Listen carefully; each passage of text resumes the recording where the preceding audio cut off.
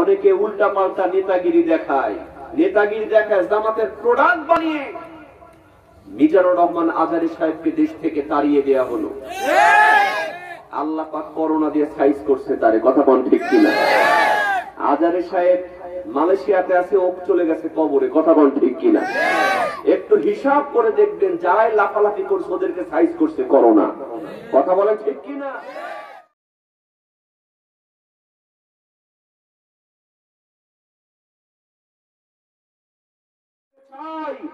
কোরআনের পাখিকে যদি খাঁচার মধ্যে বন্ধ করে ফাঁসির কাস্তে ঝুলাতে হতো, ওই 42 বছর আগেই ঝুলাতে হতো, কথা কোন ঠিক কিনা? কারণ 40-42 বছর আগে তিনি ছিলেন একা, আজ কিন্তু তিনি একা নয়। বাংলাদেশে হাজার হাজার ইসলামী আন্দোলনের কর্মী তার জন্য জীবন দিতে প্রস্তুত, কথা বলেন ঠিক কিনা? এক কোরআনের পাখি কারাগারে, লক্ষ কোরআনের পাখি ময়দানে, কথা বলেন ঠিক কিনা? সুতরাং আজ যদি প্রয়োজন হয় কোরআনের পাখির জন্য মাথায় কাপড়ের কাপড় বেঁধে আল্লাহর জন্য, কোরআনের জন্য কার কার ময়দানে নামতে আসিয়েছ, হাত তুলে আল্লাহকে দেখাও।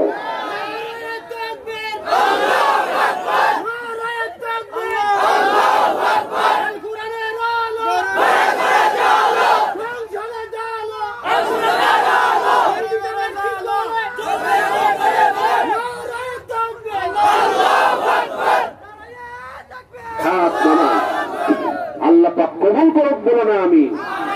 কারণ মুসলমান হবে যারা, তারা সংগ্রাম করবে, যুদ্ধ করবে শুধুমাত্র আল্লাহর জন্য, কথা বলেন ঠিক কিনা? বন্ধুরা আমার, অনেকেই মনে করতে পারেন হুজুর এই যে জেলখানা, জুলুম, অন্যায়, অত্যাচার, এটা বুঝি এখন, এটা আসলে নতুন নয়, এটা আজ থেকে 1400 বছর আগেও ছিল, কথা বলেন ঠিক কিনা? আমি বলেছি হক এবং বাতিলের লড়াই আগেও ছিল, এখনো আছে, ভবিষ্যতেও থাকবে। আমার ভাইয়েরা, কোরআনের পাখির কথা বাদ দেন, বিশ্ব নবীজি তার মতো ভালো মানুষ মক্কায় ছিল না, কথা বল ঠিক কিনা? এটা সব চাইতে বেশি জানতো, তার নাম হলো আবু জেহেল্লা।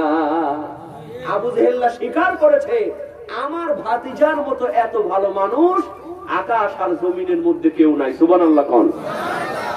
কিন্তু আবু জেহেল যখন দেখলো আমার ভাতিজা কোরআনের কথা বলে, কোরআনের ময়দানে কথা বলে, ইসলামের ছায়াতলে কাফের বেঈমানরা যখন প্রবেশ করতে শুরু করেছে, আবু জেহেল চিন্তা করলো সর্বনাশ, এভাবে যদি মানুষ ইসলামের পথে চলে আসে, আমি আবু জেহেল্লার কিন্তু গদি থাকবে, গদি থাকবে। শুধুমাত্র গদির কারণে যে আবু জেহেল্লা বিশ্ব নবীজিকে আলামিন উপাধি দিয়েছে, সেই আবু জেহেল্লা আল্লাহর নবীজিকে ভণ্ড রাজাকার বানায় দিয়েছে, কথা বলেন ঠিক কিনা? শুধুমাত্র গদি বাঁচানোর জন্য, কি বাঁচানোর জন্য? এজন্য আমি বলি আমার ভাইরা, এই জেলখানা জুলুম বিচার কিন্তু এখনই হয় নাই, 1400 বছর আগেও হয়েছিল। আবু জেহেল চিন্তা করলো এই মুহাম্মাদের একটা বিচার করা লাগবে, কারণ মুহাম্মাদের যদি বিচার না করা হয় আমি আবু জেহেল্লার গদি থাকবে না। কিন্তু কে বিচার করবে, কে বিচার করবে? বিচার করার মতো কেউ নাই, কারণ মক্কা নগরীতে আকাশ এবং জমিনের মধ্যে মুহাম্মাদের মতো ভালো মানুষ আর একটাও কেউ নাই, এটা সবার জানা। আবু জেহেল্লা চিন্তা করলো, প্ল্যান করলো, ষড়যন্ত্র করলো, এই মুহাম্মাদের বিচার মক্কা নগরের কোন বিচারক দিয়ে করা যাবে না, এমন একজন বিদেশি মেহমানকে দাওয়াত করা লাগবে, ভাড়া করে তার বিচার করা লাগবে, যে মুহাম্মাদকে কখনো চেনে না। আজও দেখবেন ভাড়া করে সাক্ষী নিয়ে আসে, কথা বলেন ঠিক কিনা? বিচারক যদি পক্ষে যায়, বিচারককেও তাড়ায় দেওয়া হয় অন্য দেশে। বিশ্বাস করেন মুসলমান, গভীর মনোযোগ দেওয়াটা বোঝার চেষ্টা করা লাগবে, বিস্তারিত বলা যাবে না, কৌশলে বুঝতে হবে, কথা কোন ঠিক কিনা? আমার ভাইয়েরা, আবু জেহেল থেকে 1400 বছর পূর্বে বিদেশি মেহমান নাম তার হাবিব বিন মালিক। কি নাম বলেন? হাবিব বিন মালিক। এই হাবিব বিন মালিকের কাছে একটা পত্র লিখলো, ও হাবিব বিন মালিক, আপনি একজন বিদেশি বিচারক, আপনি এসে মক্কা নগরীতে একজন যুবকের বিচার করে দিয়ে যান। যেই যুবকটার নাম হলো মুহাম্মদ বিন আব্দুল্লাহ, নিজের বাপদাদার ধর্মে চুলকানি মেখেছে, সে একটা ভণ্ড, একটা মিথ্যাবাদী। বলেন নাউজুবিল্লাহ। আবু জেহেল পত্রের মধ্যে লিখেছে, আপনি বিদেশ থেকে এসে মুহাম্মাদের একটা বিচার করে দিয়ে যান। আমার ভাইয়েরা, সুতরাং এই বিচার আগেও ছিল, এখনো আছে, ভবিষ্যতেও। বিশ্বাস করেন মুসলমান, হাবিব বিন মালিক 22,000 সৈন্য নিয়ে, কত হাজার সৈন্য নিয়ে, 22,000 সৈন্য নিয়ে বিশ্ব নবীজির বিচার করার জন্য মক্কা নগরীতে প্রবেশ করেছে। আবু জেহেল আল্লাহর নবীর বিচার করার জন্য একটা ট্রাইব্যুনাল গঠন করেছে, একটা বিচার কার্য তৈরি করেছে। ওই বিচার কার্যের মধ্যে দুইটা চেয়ার রেখেছে, একটা হলো স্বর্ণের চেয়ার, আর একটা হলো রৌপ্যের চেয়ার। আবু জেহেলের পরিকল্পনা হলো ওই স্বর্ণের চেয়ারে বিদেশি মেহমান হাবিব বিন মালিককে বসাবে, আর রৌপ্যের চেয়ারে আবু জেহেল নিজে বসবে, আর আল্লাহর নবীজিকে দাঁড়ায় দাঁড়ায় জব্দ করবে। আমার ভাইয়েরা, হাবিব বিন মালিক যখন চলে আসলো, বিচার কার্য তৈরি করার পরে বিশ্ব নবীর কাছে একটা পত্র লিখে ফেললো, ও মুহাম্মদ বিন আব্দুল্লাহ, তুমি এই বিচার কার্যের দিকে চলে আসো। যদি তুমি সত্য নবী হয়ে থাকো, নিজেকে যদি সত্য নবী করে থাকো, তাহলে আমাদের বিচার কার্যে এসে প্রমাণ করে দিয়ে যাও তুমি সত্যি আল্লাহর নবী। বলেন সুবহানাল্লাহ। আল্লাহর নবী, বিশ্ব নবীজি, তার কেউ নাই, কেউ নাই। চিঠি পড়ার পরে হুজুরের চোখ বেয়ে বেয়ে পানি পড়ে। হায়রে, যেই চাচা আমাকে কোলে পিঠে করে মানুষ করেছে, আজকে শুধু ক্ষমতার লোভে আমাকে এখন বিচারের কাঠ গড়ায় দাঁড়াতে বলে। আমার ভাইয়েরা, আজকেও দেখবেন আমাদের সমাজে যাদের টাকা নাই, পয়সা নাই, অন্য দল করলে তার বিচার হয়, আর নিজের দলের কোনো বিচার হয় না। কথা পান ঠিক কিনা? বিচারপতি তোমার কাছে বিচার না পেলে কোথায় বিচার পাবো আমি? কার কাছে গেলে, কার কাছে গেলে? মানুষের সুবিচার বিবেক বন্দি টাকার ফান্দি, কোর্ট কাচারির দ্বারে দ্বারে সুবিচারের বাণী কান্দে। কথা ঠিক কিনা? আজকে দেখছেন না, আহা, কাশেমপুর কারাগারে কোরআনের পাখির জন্য একটা কম্বলের বেশি 2টা কম্বল জোটে না, কিন্তু এই কাশেমপুর কারাগারের মধ্যে টাকার বিনিময়ে হলমার্কের আসামির জন্য মেয়ে সাপ্লাই দেওয়া হয়। আপনারা খবরে দেখছেন না? আহা, যাদের টাকা আছে তাদের জেলখানাটাও তাদের জন্য বালাখানা বানায় দিছে। কথা বলেন ঠিক কিনা? কিন্তু কোরআনের পাখি, তার জন্য 2টা কম্বল জোটে না। আহা,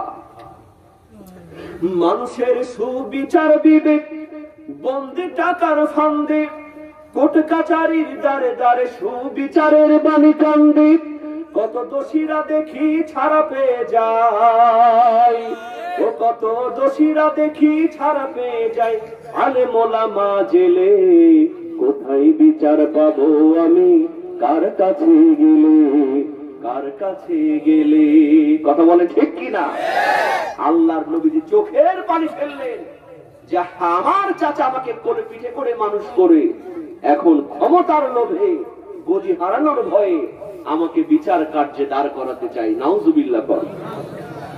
বন্ধুরা আমার, বিশ্ব নবীজি চিঠিখানা পড়ে বিচার কার্যের দিকে রওনা করবেন। এমন সময় পাশের থেকে হযরত ওমর ফারুক রাদিয়াল্লাহু তাআলা তিনি চোখের পানি ছেড়ে আল্লাহর নবীর হাতটা ধরে ফেলেছেন, বললেন ইয়া রাসূলুল্লাহ ইয়া হাবিবাল্লাহ, আপনি আবু জেহেলের দিকে যাবেন না, ওই আবু জেহেলের পরিকল্পনা ভালো না। ওই আবু জেহেল আমাকে দিয়ে পরিকল্পনা করেছিল, আপনি আবু জেহেলের দিকে যাবেন না, আমি ওমরকে পাঠিয়ে দেন, এক থাপ্পড় দিয়ে আবু জেহেলকে দুনিয়া থেকে বিদায় করে দিই। ওমরের বুকে সাহস আছে না নাই? সব সাহাবীর চাইতে একজন সাহাবীকে আবু জেহেল বেশি ভয় করত, তার নাম হযরত ওমর। এমনকি তিনি যেই রাস্তা দিয়ে যেতেন, শয়তান পর্যন্ত ওই রাস্তা দিয়ে যেত না। জোরে কোন সুবহানাল্লাহ।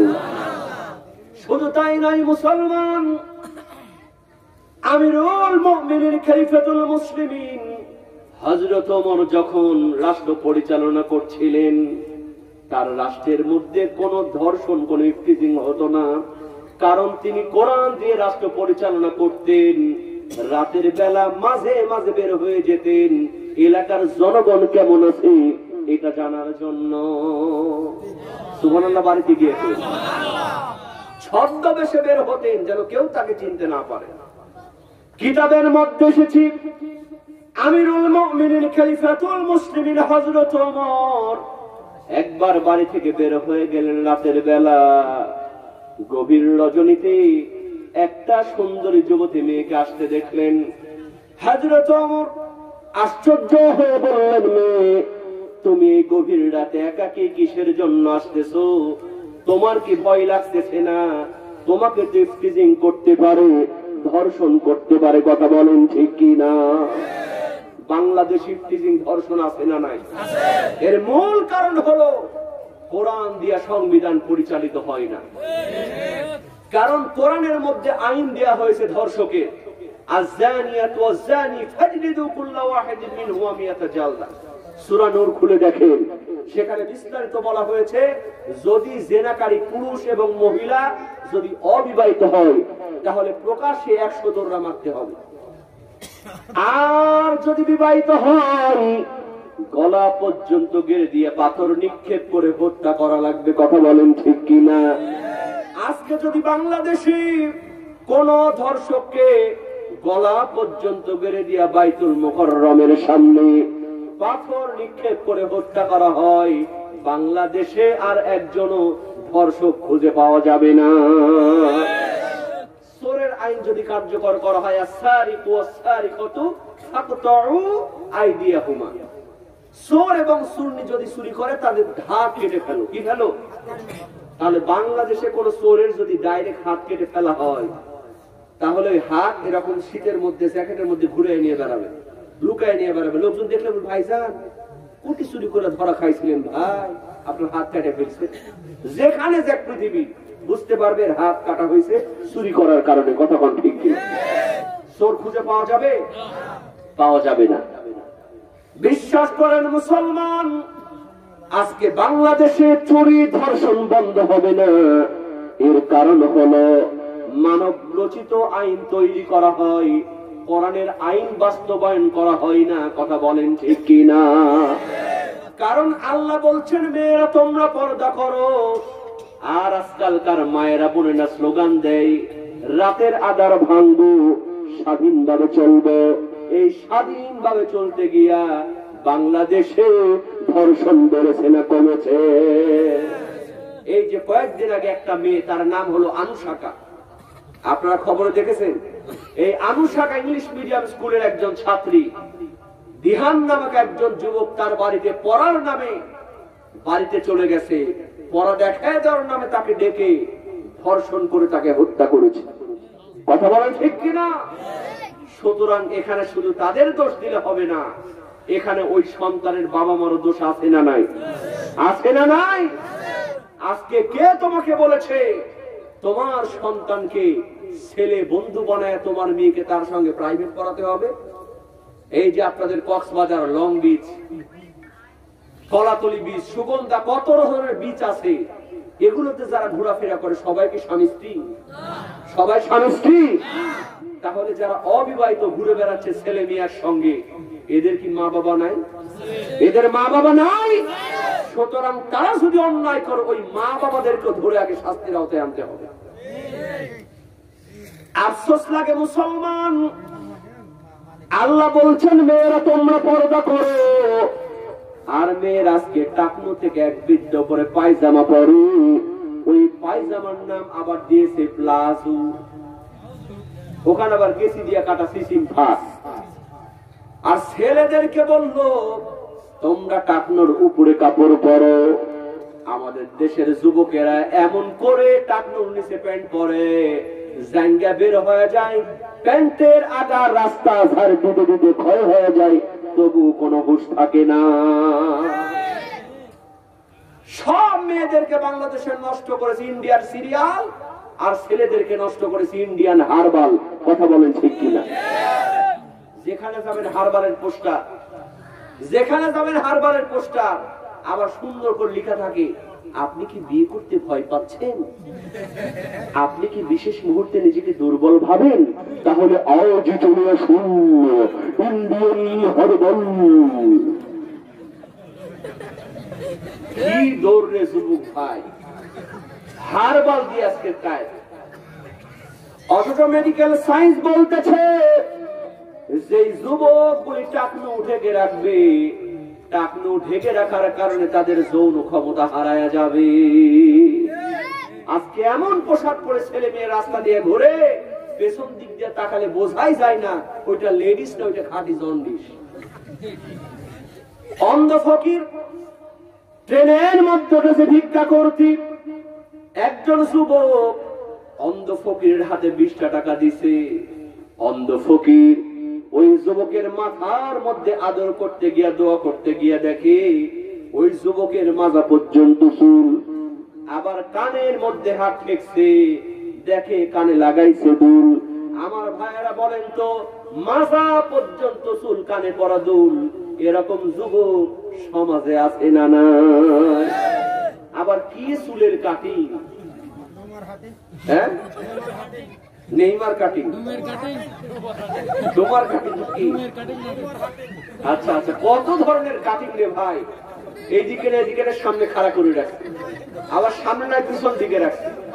আহা, অন্ধ ফকির সঙ্গে সঙ্গে আল্লাহর কাছে হাত তুলে দোয়া করতেছে, আল্লাহ এই মেয়ের জন্য তুমি একটা সুন্দর জামাই দান করো। যুবকের মেজাজ ভালো হবে না খারাপ হবে? যুবক বলে, এই বেটা আমার কেন জামাই দান করবে? আমি তো লেডিস না। অন্ধ ফকির বলতেছে, বাবা আমার কোনো দোষ নাই, তোমার মাথার মধ্যে হাত দিয়া দেখলাম মাজা পর্যন্ত চুল, আবার কানেও লাগাইছো দুল, তুমি যে আসলে লেডিস না খাঁটি জন্ডিস আমি অন্ধ ফকির কেমন করে বুঝতে পারবো? এই জন্য আমি একটা গান তৈরি করছি, একটু শোনায় দেব।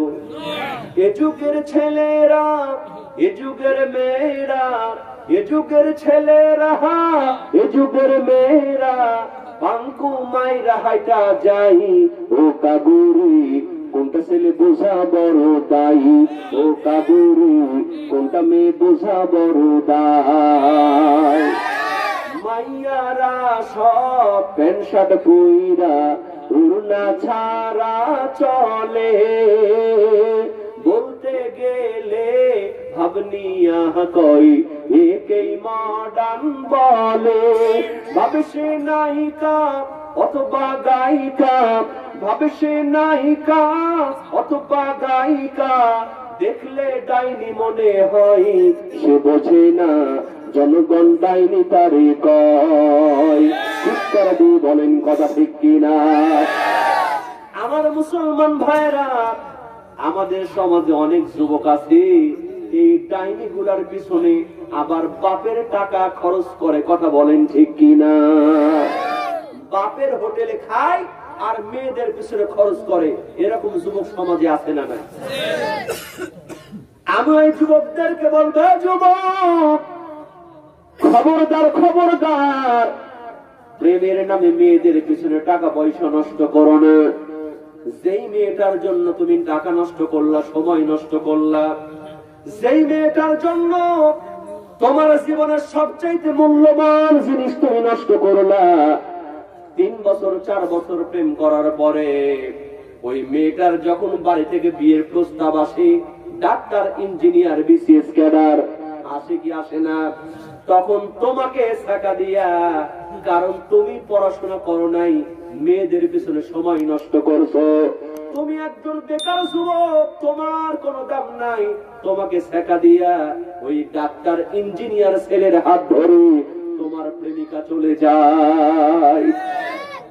তখন আমাদের সমাজে এমন কিছু যুবক আছে, আল্লাহর জন্য কোনোদিন কাঁদে না, জাহান্নামের ভয়ে কাঁদে না। এখন গভীর রজনীতে প্রেমিকার জন্য ছেকা খায়া কাঁদে আর বলে, তুমি যে ক্ষতি করলাই আমার, তুমি যে ক্ষতি করলাই আমার, আল্লাহ করবে তোমার বিচার। কথা বলেন ঠিক কিনা? আল্লাহ আগে মেয়েটার বিচার করবে কি আল্লাহ আগে তোর বিচার করবে? কথা বলেন ঠিক কিনা?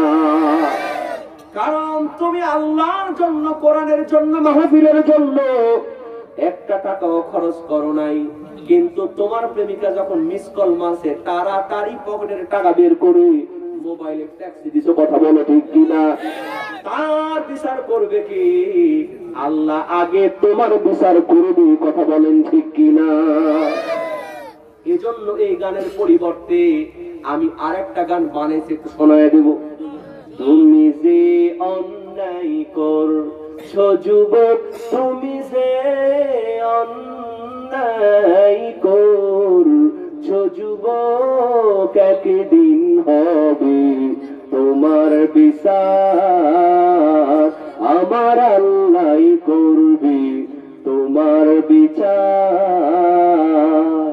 নামাজ রোজা ছাহিরারে কত সময় করলা পার, তুমি সময় করলা পার, দম ফুরাইলে যাইতে হবে, ভাবো কি মন একবার, হাইরে দম ফুরাইলে যাইতে হবে, ভাবো কি মন একবার, আল্লাহ করবে তোমার বিচার। চিৎকার দিয়ে বলেন কথা ঠিক কিনা? এজন্য আমি যুবক ভাইদেরকে বলে, যুবক মেয়েদের পিছনে টাকা পয়সা নষ্ট করার দরকার নাই। টাকা যদি খরচ করা লাগে আল্লাহর ঘর মসজিদের জন্য খরচ করো, কোরআনের মাহফিলের জন্য খরচ করো, সময় যদি দেয়া লাগে ইসলামী আন্দোলনের জন্য তুমি সময় দিয়া দাও। প্রেম করার কোনো প্রয়োজন নাই। তোমার ঘরে সতী সুন্দর মেয়ে আল্লাহ পাক তোমার জন্য বউ বানায়া তোমার পাঠায়া দিবে।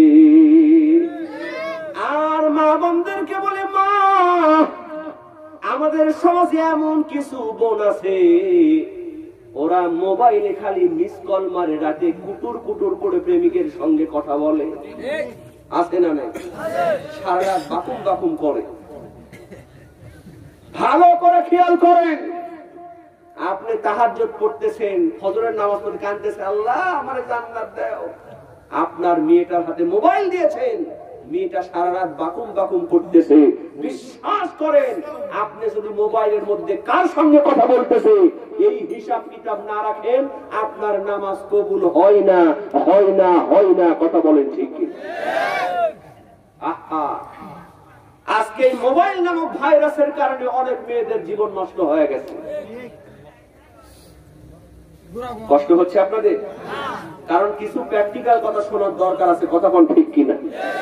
মুরব্বীরা মনে করতেছে হুজুর এগুলো আন্দাজে কি করছে, এটা কান জানা ওয়াজ করবে। এই মুরব্বীরা এরকম আছে না নাই? ওই তোব্বর সাথে ওয়াজ হলে ওরা খুব খুশি হয়, এরকম আছে না নাই? আরে ভাই চাল চালে ওয়াজ, কান জানা ওয়াজ চলবে না। তোব্বর ওয়াজ শুনছেন আপনারা? উনি আসলে কান জানা ওয়াজ করে, জান্নাতের টিকিট দিলাম রে, জান্নাতের চাবি দিলাম, ওরে মুসলমান এবার খুঁজে নাও তোমার স্থান কোথায়। আল জান্নাতু তাহতা আকদামিল উম্মাহাত। ওরে মা বাপির কথা রে ভাই যে জন শোনে না, আল্লাহ নবীজির দয়া তারা পাবি না বাবারে, আল্লাহ নবীজির দয়া তারা পাবি না। কন্যা যেই মা রাত্রি 12টা বেজে গেছে, সন্তান বাইরে চলে গেছে, মা দরদি দরজাটা খুললে সন্তানের জন্য অপেক্ষা করে। একটা গাছের পাতা যদি পড়ছে গো, মা দরদি চিৎকার দিয়ে কয়, বাবা আইসলি তোর দেখা আমার কলিজাটা ঠান্ডা করবানি। এই যে অনেক মুরব্বী মনে সেই হুজুর এই ওয়াজ তো ভালো হচ্ছে। আরে ভাই এগুলা ওয়াজের দিন শেষ, তারা ওয়াজ করে লাভ নাই। বর্তমানে সোজা হওয়ার জন্য প্র্যাকটিক্যাল ওয়াজ শুনতে হবে। আর তারা ওয়াজ শুনলে বুড়ে বক্তার দাওয়াত দিন, কারণ দেশের অবস্থা করুন, বক্তাও দরকার, তরুণ কথা বলেন ঠিক কিনা। আমরা বিশ্ববিদ্যালয়ে পড়াশোনা করছি, এই ওয়াজ তো বুড়ে বক্তারা জানবে না।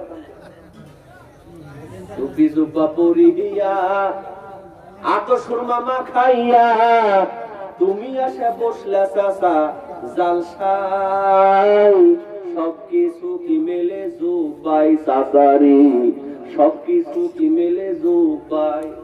সব জুব্বা দিয়ে হবে না। আপনার মেয়েটা কার সঙ্গে কথা বলছে এই হিসাব আপনার রাখা লাগবে। বিশ্বাস করেন মুসলমান, আমি বিশ্ববিদ্যালয়ে পড়াশোনা করেছি, দেখলাম আমাদের সমাজ অনেক যুবক আছে মোবাইল একটা আর সিম হলো 5টা। জোরে বলেন কয়টা? মোবাইল একটা সিম হলো 5টা। আমি বললাম যুবক তোমার মোবাইল একটা সিম 5টার কারণটা কি? কয় হুজুর মানুষ তুমি বুঝবা না, আমার 5টা সিম তার মানে হলো আমার 5 জন জিএফ। এই মুরব্বীরা মনে করছে গ্রামীণ ফোন জিএফ মানে, জিএফ মানে গ্রামীণ ফোন না, জিএফ মানে হলো গার্লফ্রেন্ড, বিএফ মানে বয়ফ্রেন্ড। কি ভাষা, শয়তানও হাসে, জানি তো কত বড় শয়তান, এটা দেখে আমার চেয়ে তো বড় শয়তান। আমি বললাম যুবক তুমি কি 5 জনকেই বিয়ে করবা? কয় কপাল পুরছে, ওদের একজনকেও বিয়ে করব না, জাস্ট টাইম পাস। নাউজুবিল্লাহ কবেন না। আমি বললাম ও যুবক ওই 5 জনের মধ্যে যদি একজন পছন্দ হয় তখন তুমি কি করবা? কয় তখন বিয়ে করব। আমি বললাম মেয়ে যদি বিয়ে না করে তুমি কি করবা? কয় মেয়ে বিয়ে করবে না, ওর বাপ আমার সঙ্গে নিজে বিয়ে দিবে। আমি বললাম এত কনফিডেন্স তুমি পাও কেমনে? কয় এমনি পাই না হুজুর, সারা রাত ওর সঙ্গে ফ্রি টক টাইমে কথা বলেছি, যেখানে গেছি সেখানে সেলফি আছে না নাই। যুবক রিকশার মধ্যে যুবক যুবতী লজ্জাও করে না, কাটি মাসে কুত্তা কুত্তির মতো দেখায় দেখায় প্রেম করে, রিকশার মধ্যে সমানে সেলফি তুলে। কয় হুজুর যত সেলফি তুলেছি সব সেলফি আমার মোবাইলের মেমোরিতে আছে, সারা রাত ধরে যত সেক্সুয়াল কথা বলেছে আমার মোবাইলে আছে। আপনারা ইউটিউবে সার্চ দিলে এরকম অনেক রেকর্ড পাওয়া যায়, কথা কোন ঠিক কিনা? কয় হুজুর ওর বাপ যদি বিয়ে না দেয় যার সঙ্গে বিয়ে দিবে ওই ছেলের কাছে ছবি আর মেমোরি কার্ড নিয়ে যেয়ে বলবো ভাইজান আপনি যারে বিয়ে করতেছেন তার চরিত্র কিন্তু ভালো না, তার সঙ্গে আগে থেকে আমার রিলেশন আছে, ওইটা সেকেন্ড হ্যান্ড হয়ে গেছে। আহা, শুধুমাত্র এই মোবাইলে কথা বলার কারণে অনেক মেয়ের বিয়ে ভেঙে গেছে, সংসার তালাক হয়ে গেছে, ডিভোর্স হয়ে গেছে, শুধুমাত্র এই মোবাইল নামক ভাইরাসের কারণে। কথা বল ঠিক কিনা? এজন্য আমি মায়েদেরকে বলবো, বোনদেরকে বলবো, মা আমার কথায় আপনারা কষ্ট নেবেন না। জীবনে অনেক ওয়াজ শুনেছেন, আজকের ওয়াজ শোনার পরে যদি আপনি এই আমলটা করতে পারেন, বিয়ের আগে কোন ছেলের সঙ্গে মোবাইলে প্রেমের কথা বলবো না, আল্লাহ পাক আপনার জন্য একজন সুন্দর জামাই দান করে দিবে। কথা বলেন ঠিক কিনা? এজন্য আমি মায়েদেরকে বলি, বোনদেরকে বলি, যতক্ষণ পর্যন্ত পর্দা না করা হবে, করণের আইন না মানা হবে, ততক্ষণ পর্যন্ত বাংলাদেশে ধর্ষণ বন্ধ হবে না। হযরত ওমর ওই মেয়েটিকে বলতেছে, মেয়ে তোমার কি ভয় নাই? তোমাকে তো ইফতিজিং ধর্ষণ করতে পারে। মনে আছে আপনাদের? মেয়েটি সঙ্গে সঙ্গে বলতেছে, হ্যাঁ যুবক, কারণ হযরত ওমর ছদ্মবেশে আছে, ওমরকে চিনতে পারে নাই। বলছেন, যুবক তুমি কি জানো না, আমরা এমন একজন রাষ্ট্রপ্রধান পেয়েছি, তার নাম হলো হযরত ওমর। কোরআন নামক সংবিধান দিয়ে রাষ্ট্র পরিচালিত করে। এজন্য রাতের বেলা একা একা যেতে আমার কোনো ভয় লাগে না। একাকী নিরমণি নির্জন পথে যাবি, কোনজন কুটু কথা কবে না। নির্জন পথে যাবে সম্পদের মোহে, খুনার রাহা জানি হবে না। সেই দিন আর নেই বেশি দূরে, আর কিছু পথ গেলে মিলবে। সেদিন সবাই খোদাই বিধান পেয়ে দুঃখ বেদনা ভুলবে। চিৎকার দিয়ে বলেন মারহাবা। ভাইরা, সেই হযরত ওমরের বুকে সাহস আছে না নাই? হযরত ওমর বলতেছেন, ইয়া রাসূলুল্লাহ, আপনি আবু জেহেলের বিচার কার্যের দিকে যাবেন না, আমি ওমরকে পাঠিয়ে দেন, এক থাপ্পড় দিয়ে আবু জেহেলকে দুনিয়া থেকে বিদায় করে দিই। মনে আছে নি আপনাদের? কষ্ট হচ্ছে নাকি? শেষ করে দিব? হ্যাঁ, আর মাত্র 15 মিনিট। কষ্ট হবে? হ্যাঁ, আচ্ছা আচ্ছা, আপনারা থাকেন, আমি যাবো ইনশাআল্লাহ। বন্ধুরা আমার খেয়াল করেন, আল্লাহর নবী সঙ্গে সঙ্গে বললেন, ওমর ও আমার সাহাবী, তুমি চিন্তা করো না, টেনশন করো না, আজকে আবু জেহেল্লা আমার কোনো ক্ষতি করতে পারবে না, কারণ আমার সঙ্গে আছেন আল্লাহ সুবহানাহু ওয়া তাআলা। আমার ভাইয়েরা, আল্লাহর নবীজি একাকী বিচার কার্যের দিকে চলে গেলেন, রওনা করলেন। এদিকে বিচার কার্য তৈরি করা হয়েছে, ট্রাইব্যুনাল তৈরি করা হয়েছে। মঞ্চের মধ্যে 2টা চেয়ার, মনে আসেনি আপনাদের? একটা হলো স্বর্ণের চেয়ার, আরেকটা হলো রৌপ্যের চেয়ার। আবু জেহেলের পরিকল্পনা হলো ওই স্বর্ণের চেয়ারে বিদেশি মেহমানকে বসাবে, আর রৌপ্যের চেয়ারে আবু জেহেল বসবে, আর আল্লাহর নবীজিকে দাঁড়ায় দাঁড়ায় জব্দ করবে। চিৎকার দিয়ে বলেন নাউজুবিল্লাহ। আল্লাহ বললেন, আবু জেহেল্লা, এত পরিকল্পনা করিস না, সব পরিকল্পনার মালিক হলাম আমি আল্লাহ।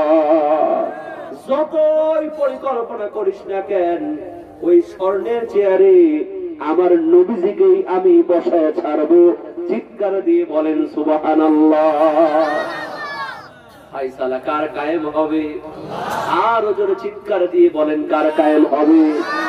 আমার ভাইয়েরা, বুঝতে হবে আল্লাহর ফায়সালা সবচাইতে বড় ফায়সালা। কারণ হযরত নূহ আলাইহিস সালাম 950 বছর দাওয়াত দিয়েছেন, মানুষদেরকে দিনের পথে আসতে বলেছেন।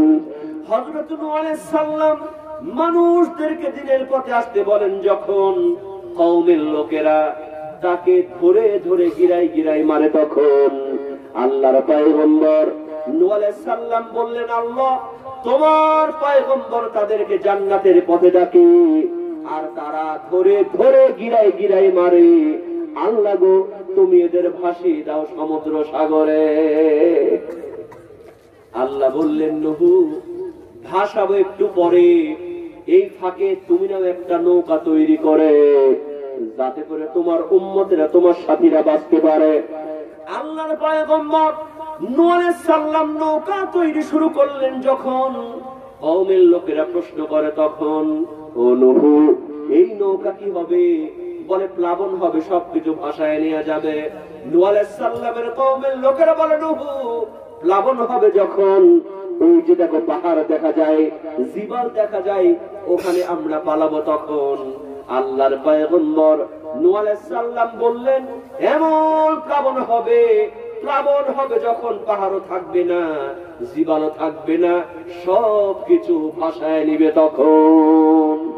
আমার ভাইয়েরা, হযরত নূহ আলাইহিস সালাম নৌকা তৈরি শেষ করলেন যখন, কওমের লোকেরা ষড়যন্ত্র করে ওই নৌকার মধ্যে পায়খানা শুরু করে দিল তখন। আল্লাহর পয়গম্বর নূহ আলাইহিস সালাম আল্লাহকে ডাক দিয়ে বললেন, আল্লাহ, প্লাবন হবে যখন, ও আল্লাহ, এই পায়খানা গুলি পরিষ্কার করবে কে তখন? আল্লাহ বললেন, নূহ, টেনশন করো না, চিন্তা করো না, আমার নাম আল্লাহ, আমার সাথে দেয় যারা পাল্লা, আমি আল্লাহ রাখি না তাদের ঘরের কল্লা। একটু চিৎকার দিয়ে বলেন সুবহানাল্লাহ। ওয়ামাকারু ওয়ামাকারাল্লাহ আল্লাহু খায়রুল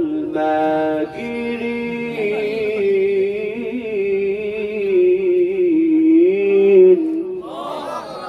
আল্লাহ বললেন, নূহ, চিন্তা করো না, টেনশন করো না, ষড়যন্ত্রের ঘুড়ি উড়াই ওরা, রশি কিন্তু আমি আল্লাহর হাতে ধরা। সময় আসবে যখন আমি আল্লাহ জবাব দেব তখন। আমার ভাইয়েরা, একে একে সবার পায়খানা করা হলো শেষ। সোনার বাংলাদেশ এক বুড়ি থাকলো বাকি।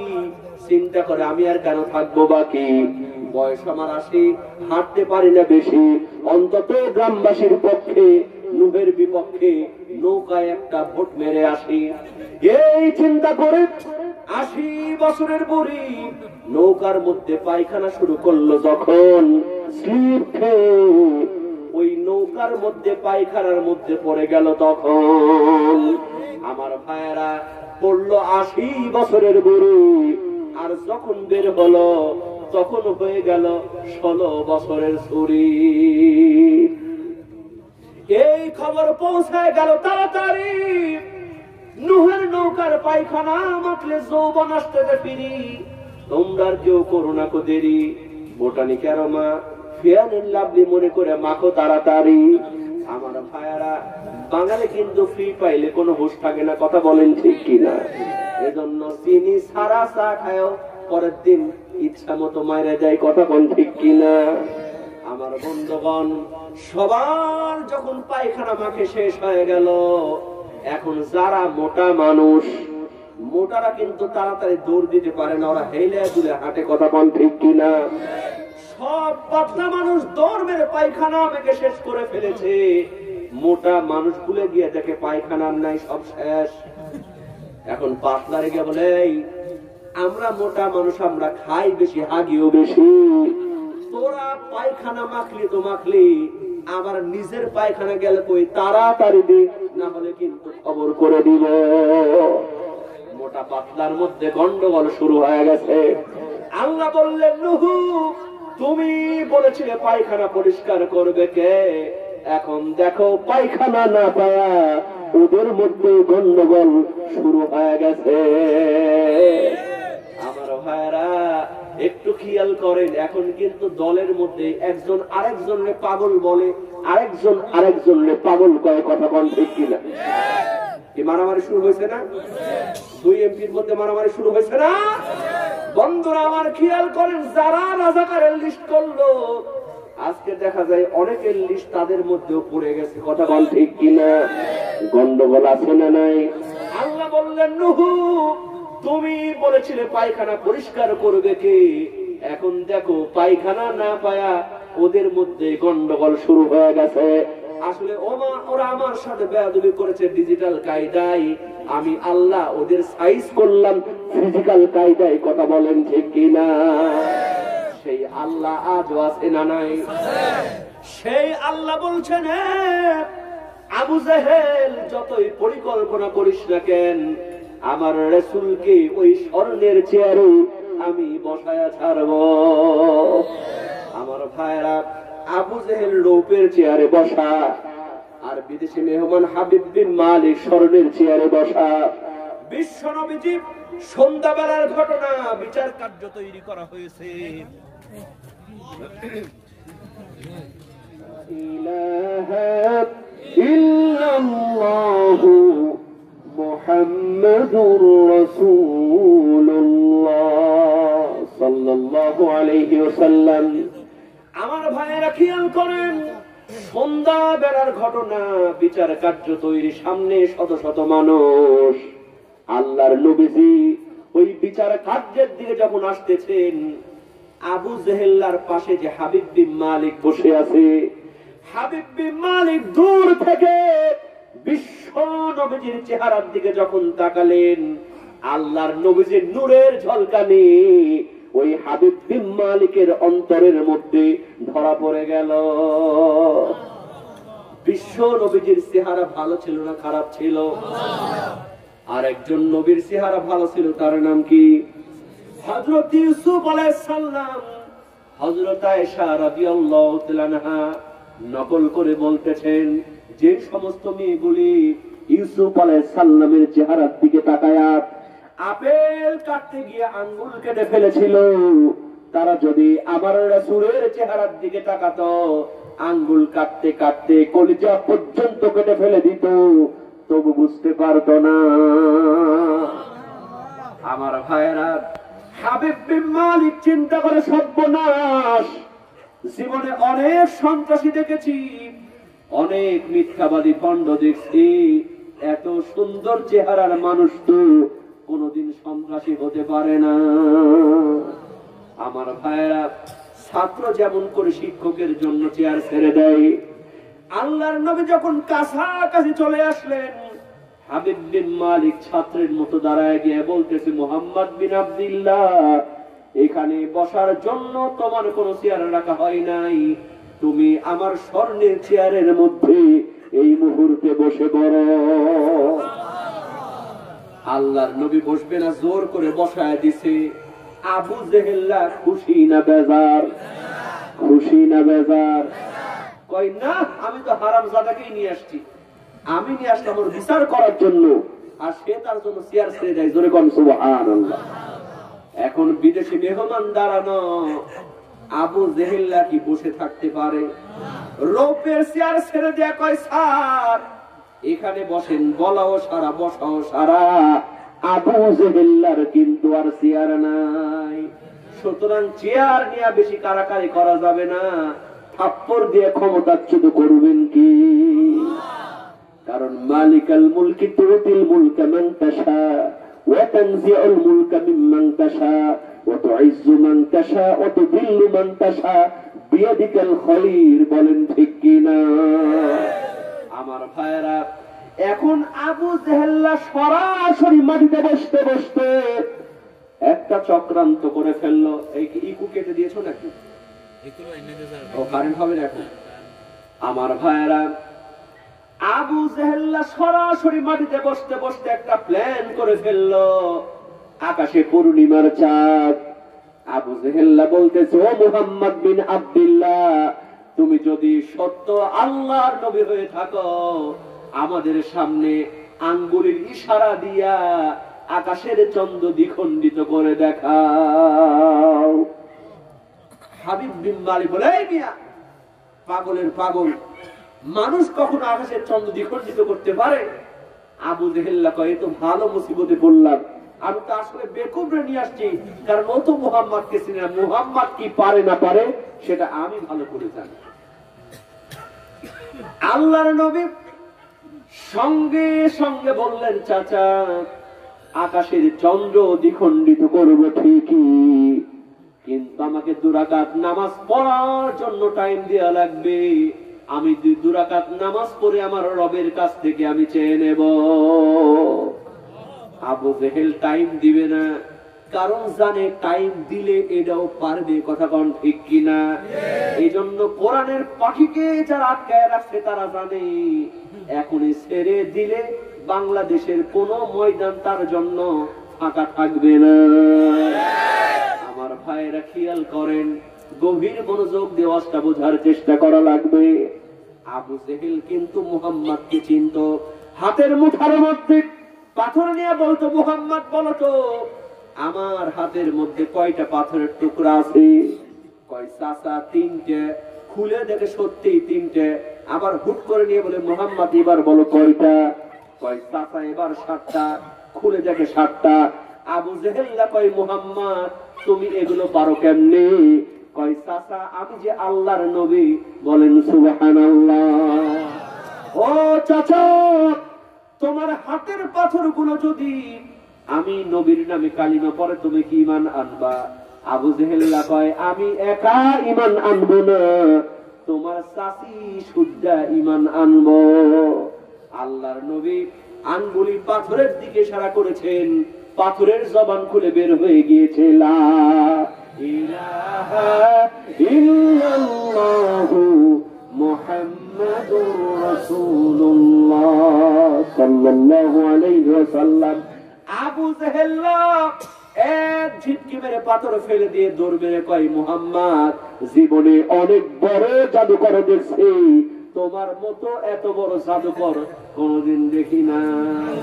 কারণ রতনে রতন চিনে সরে চিনে, রতনে রতন চিনে সরে চিনে কচু কচু। আবু জেহেল্লা জানে সময় দিলে পারবে, কয় না তোমার সময় দেয়া যাবে না। হাবিব বিন মালিক বলে মুহাম্মদ বিন আব্দুল্লাহ এই বিচার কার্যের আমি হলাম চিফ গেস্ট, আমি তোমাকে অর্ডার দিয়ে দিলাম তুমি তোমার রবের কাছ থেকে 2 রাকাত নামাজ পড়েছে না। আল্লাহর নবী 2 রাকাত নামাজ পড়ে হাত তুললেন, আল্লাহ আজকে আমার পাশে কেউ নাই তুমি আছো আল্লাহ, আমাকে নবী প্রমাণ করার জন্য আকাশের চন্দ্র দ্বিখণ্ডিত করতে বলে। সঙ্গে সঙ্গে আল্লাহর ফেরেশতা জিবরিল আমিন এসে বলেন ইয়া রাসূলুল্লাহ চিন্তা করবেন না, টেনশন করবেন না, আকাশের দিকে আঙ্গুলি ইশারা করার দায়িত্ব আপনার, আর চন্দ্র দ্বিখণ্ডিত করার দায়িত্ব আমার আল্লাহ। আমার ভাইরা আল্লাহর নবী আঙ্গুল ইশারা করলেন, চন্দ্র দ্বিখণ্ডিত হতে শুরু করলো। সুবহানাল্লাহ। এটা কি গল্প উপন্যাসের কথা?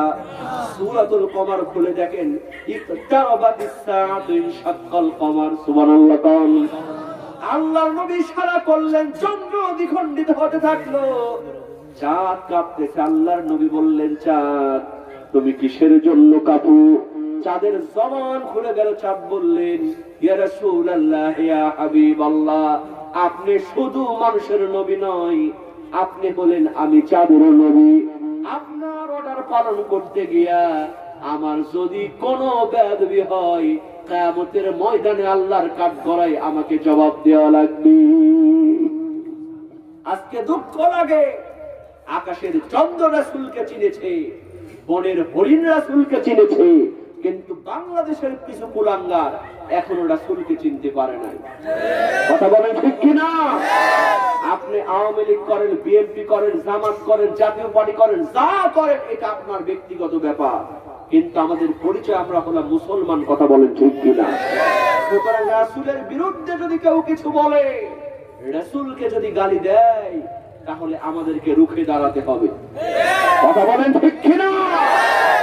যদি না হয় মনে করতে হবে আপনার মধ্যে আবু জেহেলের রক্ত বিদ্যমান। কথা বলেন ঠিক কিনা? বন্ধুরা আমার, আল্লাহর নবী আবার আঙ্গুল ইশারা করলেন, চন্দ্র মিলিত হয়ে গেল। এই চাঁদের ফাটলটা এখনো কিন্তু চাঁদের মধ্যে আছে, বিজ্ঞানীরা প্রমাণ করেছে। কথা বলেন ঠিক কিনা?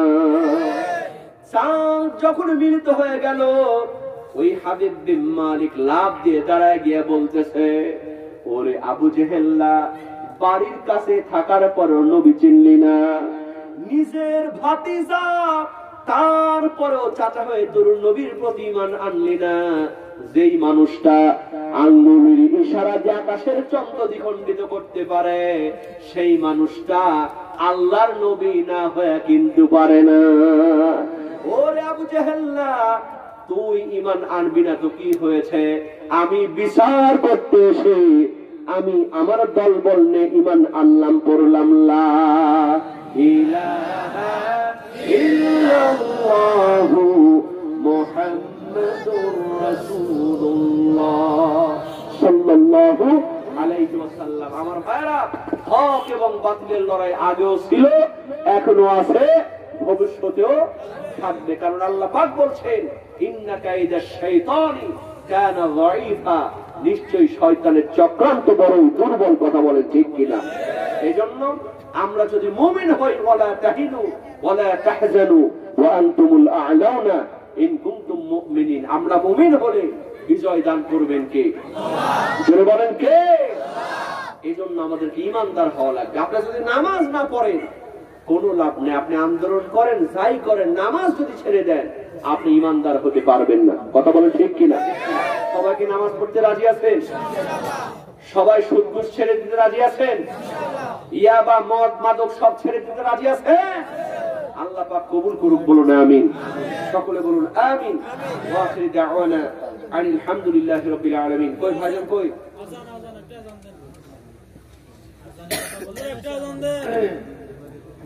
দিতে হয় ভাই, আসলে তো আমার গলাটাই ভেঙে গেল।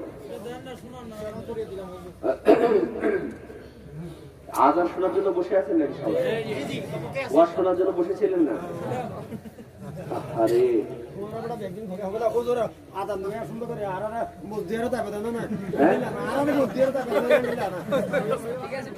কথা কিছুই